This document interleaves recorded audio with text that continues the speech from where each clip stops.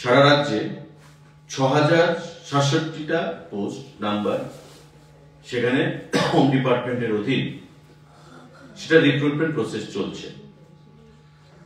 আজকে ক্যাবিনেটে সিদ্ধান্ত গ্রহণ করা হয়েছে যে এই 6067 যে স্পেশাল এক্সিকিউটিভের পোস্ট তাদের যে বেতন হবে সেটা আগে ধার্য করা ছিল 11,000, আজকে সেটা সিদ্ধান্ত গ্রহণ করা হয়েছে যে তাদের বেতন 11,000 থেকে 13,000 করা হবে।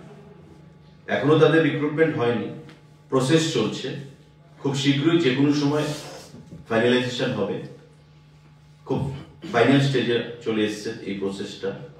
আজকে ক্যাবিনেট মিটিং এ তাদের যে বেতন বা অনারেরিয়াম আমরা বলবো, অনারেরিয়াম আগে ধার্য করা ছিল 11,000 টাকা প্রদান করা হবে, কিন্তু আজকে ক্যাবিনেট মিটিং এ সিদ্ধান্ত হয়েছে এটাকে 13,000 করা হবে তাদের অনারেরিয়াম।